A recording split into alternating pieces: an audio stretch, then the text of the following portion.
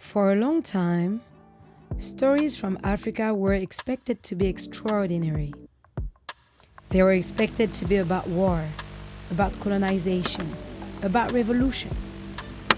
Then came a quieter story. A family, a respected man, a marriage that looked unshakable, and the lives lived behind closed doors. In 2012, a woman working in finance decided to tell that story.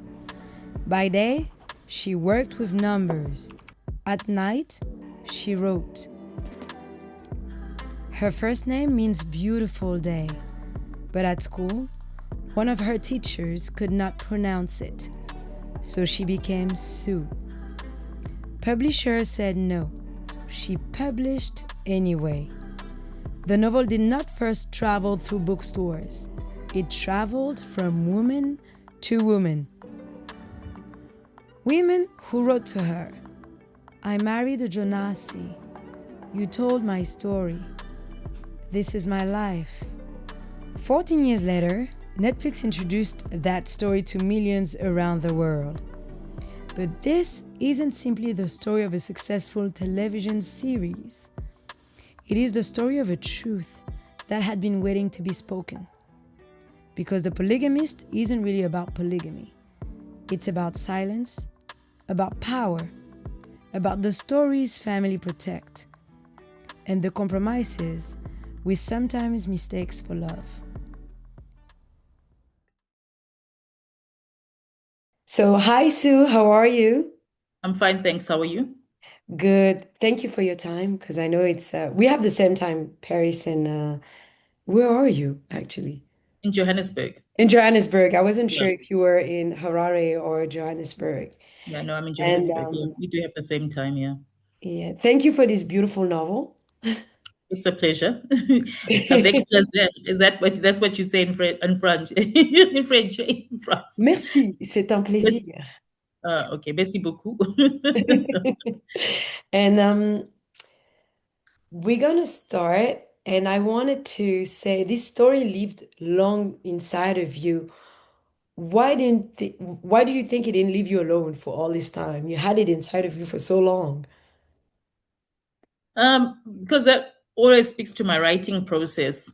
For me, the story begins in my mind, and and then it lives in my head for a while until it comes to a point where I need to put it down on paper.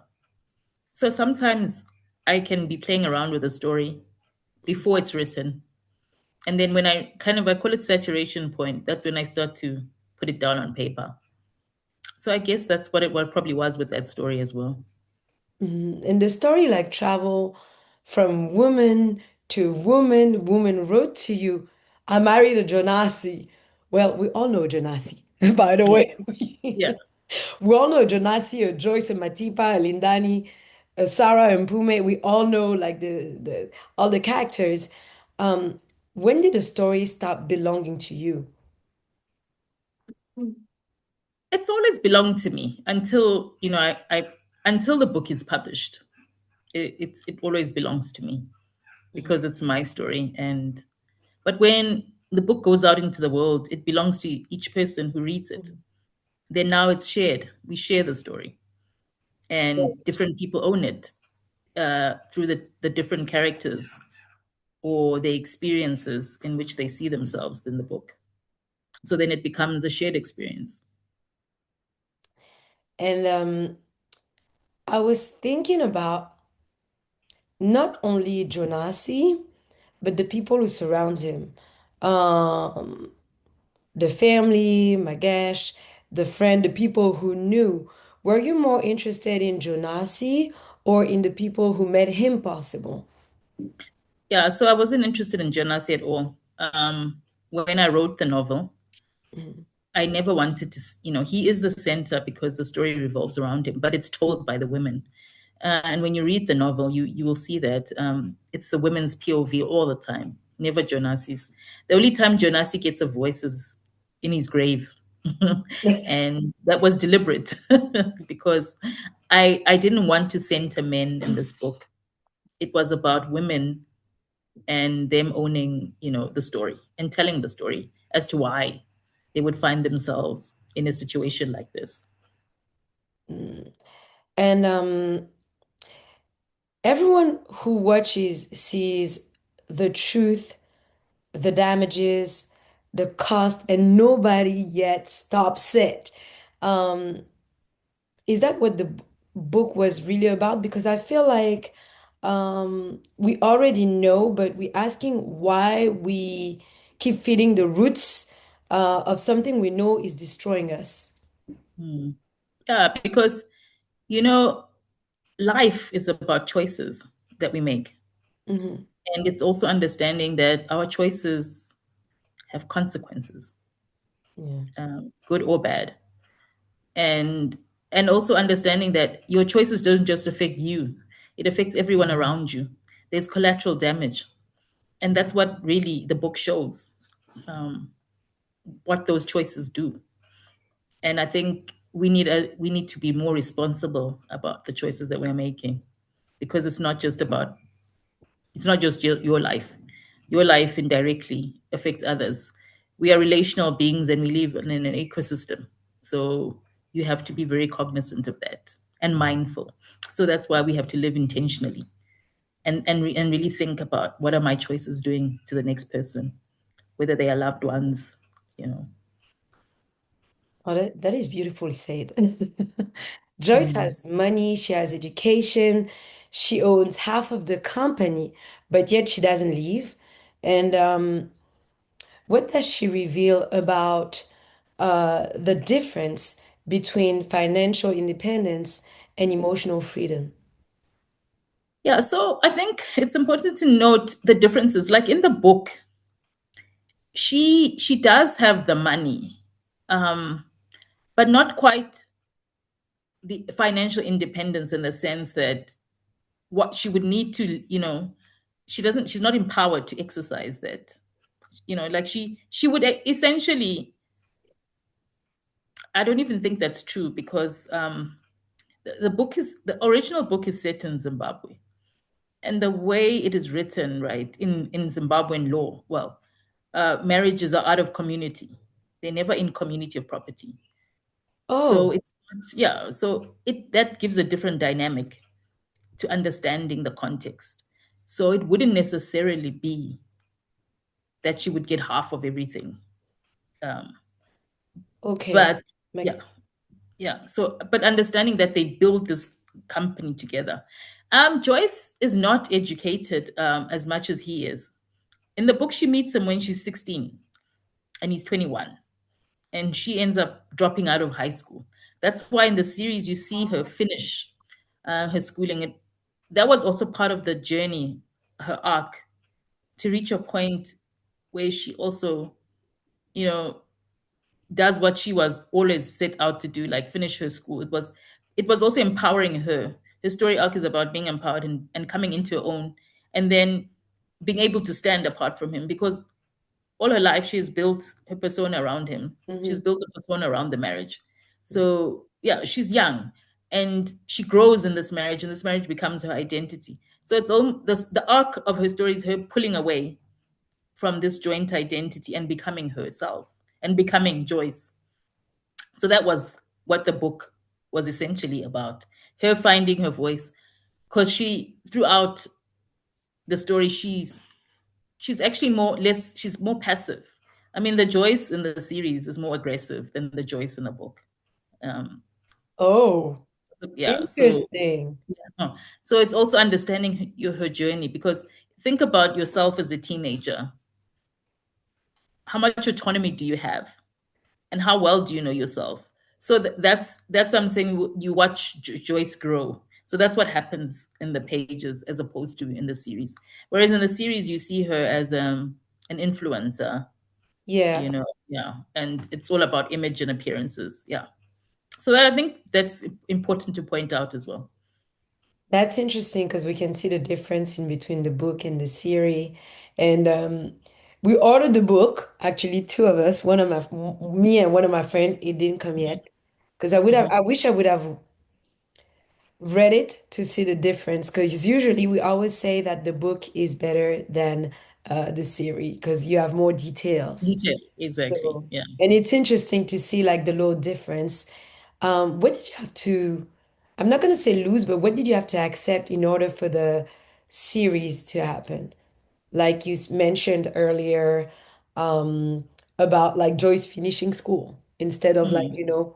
um, was there other things like that that you had to, I'm not going to say compromise, but like rearranged so it fits better? Yeah, so I wasn't in the writing room. I wasn't involved in the adaptation at all. Hmm. So, I mean, essentially, once the film rights, were granted, you lose autonomy in that sense of what happens and how they're exploited creatively as well, unless you're part of that production process. So it was kind of like, I had to be open, I guess, to whatever the producers had in terms of what their creative vision was for the book. And like you say, because people, when they receive a story, they see differently. So necessary might not necessarily be my entire vision, but I think they captured the essence of the story in the adaptation. So yeah, I think you kind of at the mercy of the people sitting around the creative table. Hmm. But I think for the most part, they did try to be, they to follow the book. I mean, characters like Magesh were a new creation. They were an amalgamation of other characters. Similarly, Menzi was a new creation he Oh, wasn't in the book, yeah. So, but they built these beautiful story arcs for those characters. So the changes didn't take away from the story, they enhanced it. So it made a lot of sense. Even in the series, Lendani is not the daughter's best friend. Is in the oh. book. She's not the daughter's best friend. In the book, she exists independently in the world, and she's not as young as she is in the series. So I think in the series, they were then trying to highlight Jonasi as a predator, and show his predatory behavior by preying on a really young girl. But that was not in the book, because there's a line where Joyce in the book says, "My husband liked them young." She was 16 when he Mm. met me. So I think they were also trying to bring that across, show it visually in the film by having him prey on this 16-year-old, because that was the age she was at when they met. So that's what I'm saying. A lot of the changes, they didn't take away from the story, they enhanced it. So it worked. That's why I'm saying it worked very well.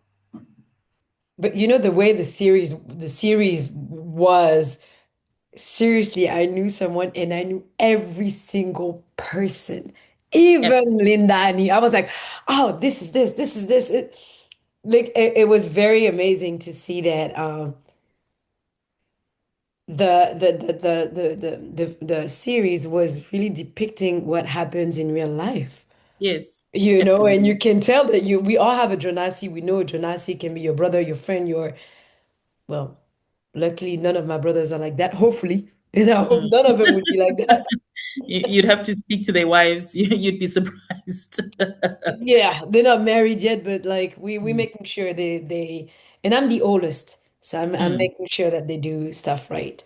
Earlier you mentioned something about writing when you wrote the woman, and I want to say you write without judgment when it comes to women.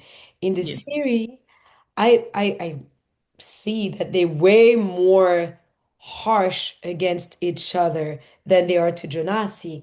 Um, is that for you also the system turning women against each other instead of itself? Yeah, I think women, we've been raised to compete, against each other, and you see that in the series and the book as well.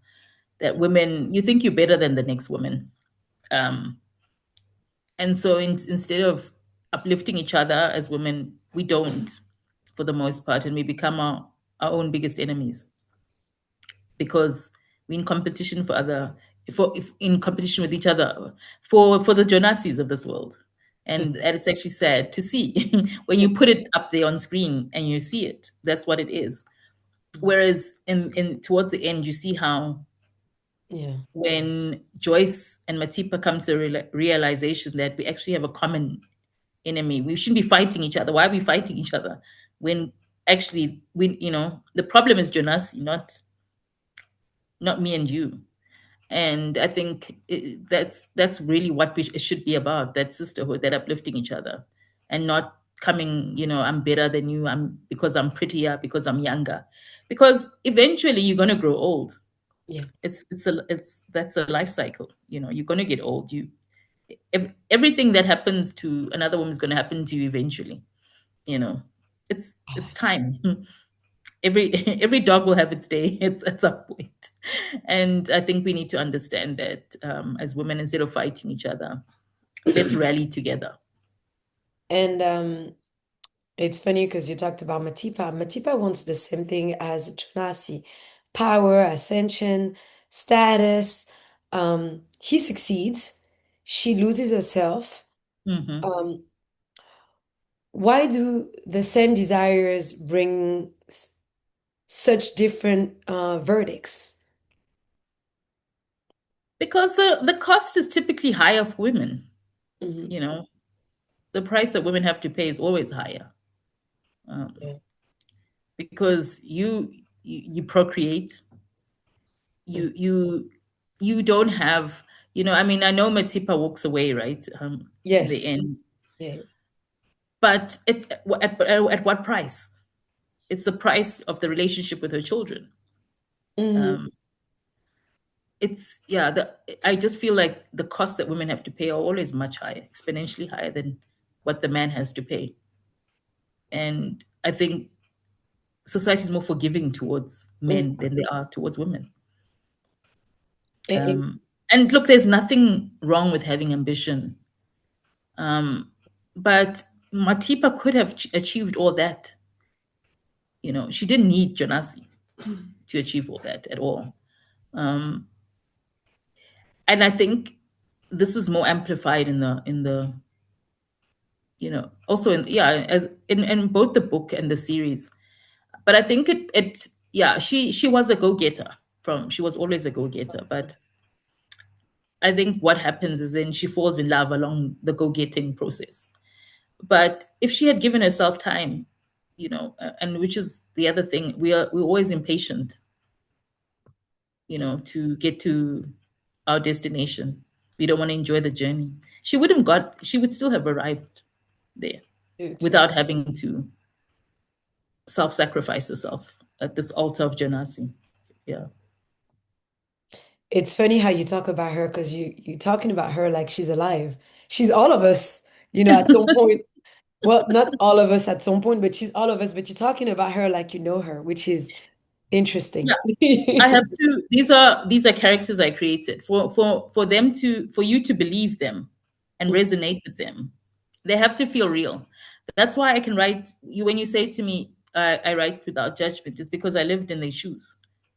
I have to become Essie, I have to become Joyce, I have to become Lindani when I write those characters. If I don't, then I will judge them. Oh, So I become Essie. And when you walk in someone else's shoes, then you can empathize with them, and then you can understand why they made the choices they did. So that's part of my writing process, to become Essie and to kind of be in her life and why, and understand why she's making those choices. And that's why those characters ring true to you when you watch it. You're like, I know her, or it's me, this is me, this is definitely me. You understand because it's coming from that lens. justice for Essie. Like I wrote it in my article. I'm like, justice for Essie. She built that man. That's not fair. And talking about that, I want to talk about Sarah and Pumi. And we were talking earlier about how your choices doesn't only impact yourself, but also like whoever is your siblings, your whole family, you making a choice that is impacting obviously everybody. what do they carry from these women that they care? What do they carry silently from these women that? I mean, for Sarah, she carries Yeah. the shame of being hidden, and not acknowledged, openly acknowledged. Mm. So in the book, and this is what the series does well, the series really did amplify the characters of the children. In the book, for me, they were periphery to the action that was happening with their mothers. And and because my focus was really on the mothers, I didn't really go into develop those characters more deeply in the book. And I always felt I would leave that for a sequel. When I thought, when I write a sequel, I would pick up with the children and as adults, and how growing up in that environment impacted them. So it was always a story for another book. So I didn't really focus a lot on the children in the book, but the series does, Mhm. and it really amplifies their struggles. I think the only child that got a lot of probably prominence was Freedom, because Yeah. Freedom was the most damaged by his mom's shenanigans, and what he saw from the sidelines. And it was just really trying to say in the book that children are watching. They are the witnesses of everything that is happening in your marriage. They see, and children don't do what you say; they do what you do, and they feel the biggest impact of your behavior. So you are not aware of them watching you, but their eyes are on you, and they're absorbing all this energy. And so the thing is, there is, if we want to have a better society, we need to have healthier families, Oh, because families are the bedrock of society.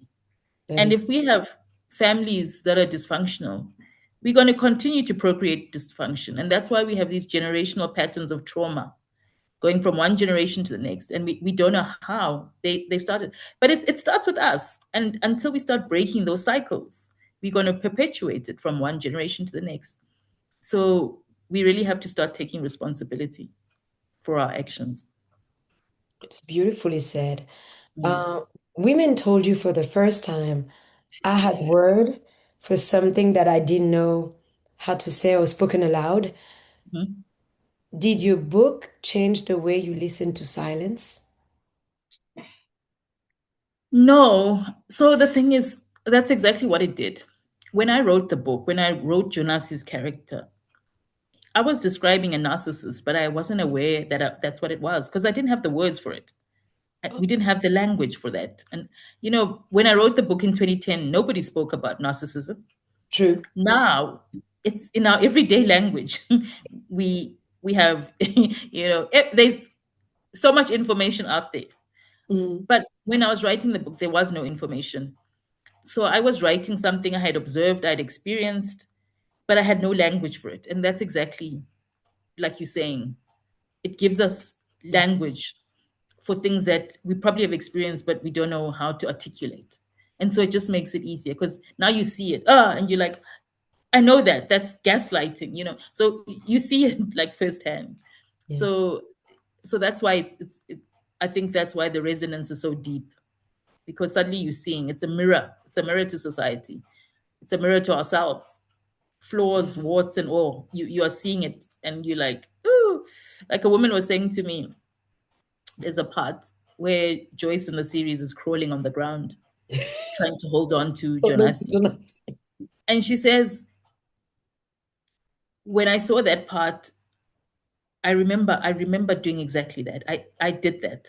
And she says, I felt so much shame. I was like, what were you doing? And she said, I will never do that again. Because when I was now looking at it, Mm. I realized that is so humiliating, and it was so low, and she was like, "Mm-mm, never again." So that's what it does. You because sometimes we're not, because when you are the main actor in your life, you don't see, because you don't get, no one's recording you, so you don't get to see what you're doing. But when you see it in a series, you have that, okay, and then it hits home, and hopefully it'll cause people to introspect. Mhm. and also take accountability for their actions, and also to heal. Um, that's important. A lot of people are broken, I agree. and hopefully there will be healing as well. It's not just the shock value, but whatever it stirs in you or triggers in you needs to be healed. It speaks of a deeper need for healing. Are you aware that you may be the cause of a lot of divorces for the good? I don't want to be known as a homewrecker, but I know a lot of women who have said that, like, yeah, it made them realize, That's not. and that's it's not it's that's this is, or if they're sitting in a similar situation, to say that's not for me. And you know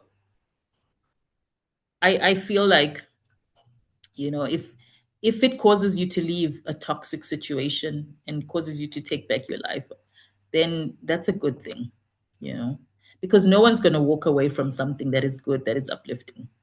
And marriage, is a covenant. And God made it beautiful for a reason, and it must be beautiful. And I think, and it must be an institution where there's respect and love and multiplication. A marriage needs to multiply you, um, in many ways, and not deplete you. And I think if it's doing the opposite, then that's not God's intended design. And I think if it empowers someone to leave something that's toxic, then that is definitely a good thing. But it's not like I'm out to wreck marriages. I believe in the sanctity of marriage if it's done the way God intended it to be. I'm all for marriage. I'm all for partnerships. I'm all for healthy families, building healthy families. Mm. We talked a lot about women. Earlier, you were saying that you silenced Jonasi deliberately um, to protect women's space as well. Now, in manhood, you give 21 men a voice to confess. To confess, why do you need to hear them now? So it's in manhood. I think it's a response to what we're sitting with. We have a crisis in masculinity, in the world we live in right now, which we cannot ignore.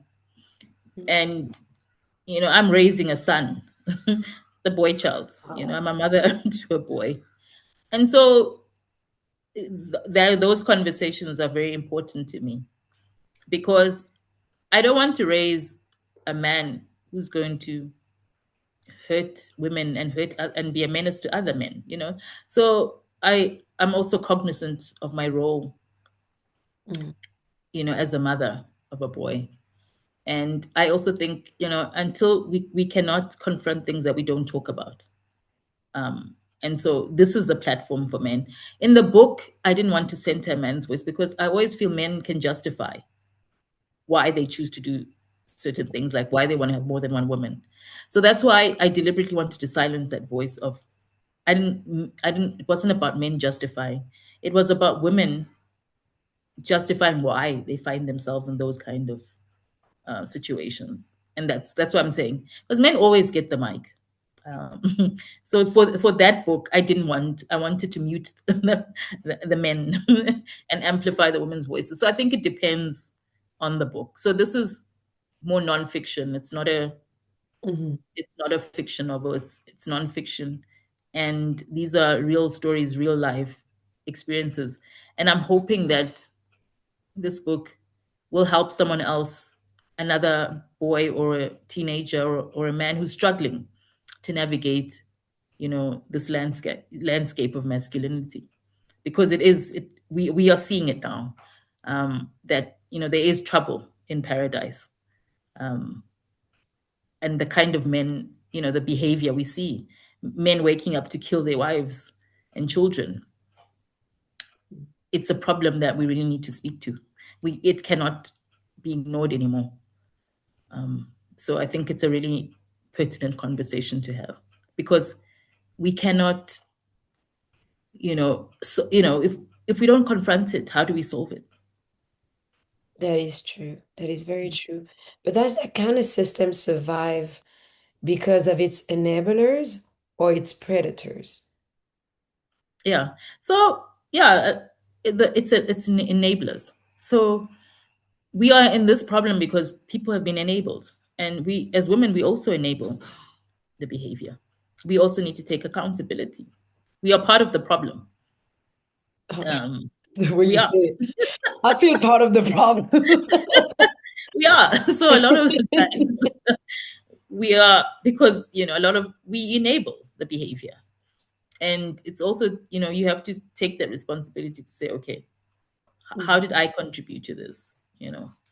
Um, and take responsibility for it, and also try to do better. You know, and so each of us has to start being accountable. So even in situations, it's easy to cry victim, but you also need to say, okay, what did I also do to enable this? Yeah, and that's always the difficult part, to actually also take responsibility. Have you ever thought about being a therapist? Just in case. I think I'm in need of therapy. I've never thought of being a therapist. I always think, I need therapy. But I think because of that need, it's I've become proactive in trying to understand the human psyche. So I think it came from my own needs that I started to actively try to understand the psychology of people. So it's a subject that I love, and it's been it's in my pursuit of it. I think I'm also healing, one day at a time as well. So which I think is very important, and that's why I was saying to you, I didn't want to delve into the children's lives, because when I wrote the book then, I didn't understand much about the psychology of what it means. Like, I have a better understanding now of what a mother wound is, a father wound, which, so I wasn't ready to write that book about the kids and Mhm, the damage, but I just, highlighted it. But that's why I say sometimes you save things for a book because you're not ready. You're mhm. not ready for you're not mature yet, or you don't have enough experience yet to write that book that you want to write. But there comes a time, and I feel like now I'm better equipped to write that story about the kids as adults, and what that did to them. Yeah. We're almost at the end of the interview. Um, if Jonasi was sitting right in front of you, what would be one question you would ask him? I would ask him, if you could live your life again, what would you do differently? Oh, nice. Yeah, that's what I would ask him. Yeah. And Because good. Yeah, because that's the thing. We only get one chance at life. It's and yeah, unfortunately, if you don't come to learn, when you see your mistakes, if you don't correct them, then you can imagine, what that really means, that the track, you're going one way. Whereas there's also redemption. We all have, you can redeem yourself at any point. Or if you don't believe in redeeming yourself, the Lord can do it for you, if you surrender. So, but everyone has that redemption arc. There's room for it in our lives. And your mother, like my mother, grew up in a polygamous family on both sides. My parents actually Is it? come from yeah, polygamous family. So we know the Jonases of this world. Yep. Really. And the Mm. effect that it has is, Mm. although our parents don't like taking therapy, Yes, they didn't have it, so that's what I'm saying. and they don't like it because when you tell them, Mom, I Yeah, think it doesn't have anything to do with me, and they're like, Do you think I'm crazy? Why would I go to the psychologist? For what? yeah, Who do you think I am? And you're like, No, I'm just saying that, we can deal with this differently, and it may be yes. something from the past. Hmm. Yeah, my And mom's like that as well. She's like, "Why would I want to talk to a stranger? And tell him my problem. Why?" So I understand. but funny enough, then they never talk about it in a bitter way, Mm. you know? Um, and one thing that you said that I liked, and on my father's side, they said there were more hands to do the work. Mm. Were you writing the version she never told your mother? It wasn't even my mother who said it was actually my grandmother. Your grandmother, okay. Mm. Mm, Yeah. Yeah. Because I think, I mean, I would love to have this conversation because, over the years, I've discovered a lot other things that happened in that polygamous setup, like that I'm like, that left my eyes. And unfortunately, I can't ask my grandmother. I would love to. Um, but some things are taboo in our culture. But it certainly has really changed the way, I view polygamy. This whole thing of it's kumbaya, I don't buy it all. It's even in the traditional kind of polygamy where they supposedly respect. mm, there's a lot of hell that goes on behind closed doors. That's all I can say. and that was my last question, but I have another question for you because Mm. I'm thinking about it because, like you said, we're in a crazy world. What do you think about polyamory? Because I'm like, if you do polyamory, you do polygamy. You have to, everybody has to have a official status. That's a personal question.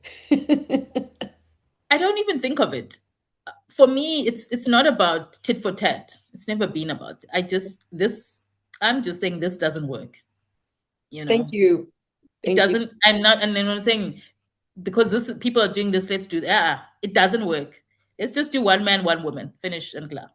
That's me. You know, uh, yeah.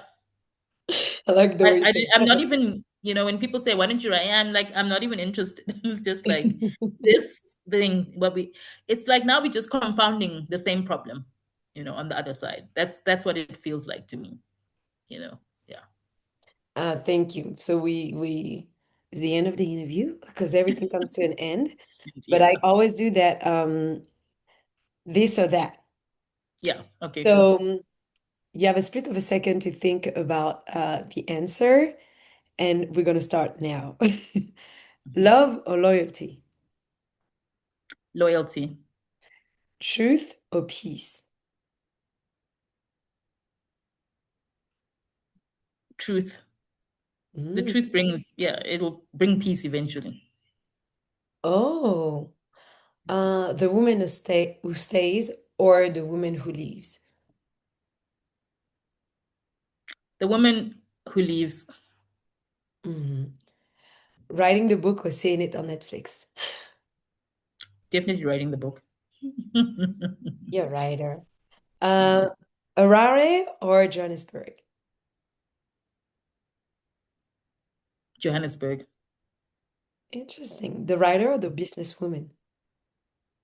the writer. Being understood or being successful? Being successful. I don't need to be understood. I like that. I think I know the answer of the next one, but you may actually surprise me. Forgiveness or accountability? Accountability. Yeah, I kind of knew that one. Mm. And tradition or freedom? Freedom. I'm all for freedom. Yeah. Yeah. We've been shackled by a lot of traditions. Hmm. Yeah. I'm yeah, I like my freedom. I wouldn't, if I didn't have freedom, I probably wouldn't write what I do. Um, so yeah, definitely freedom for me. Okie dokie. That was the last little bitty of the interview. Thank you so much. I really did appreciate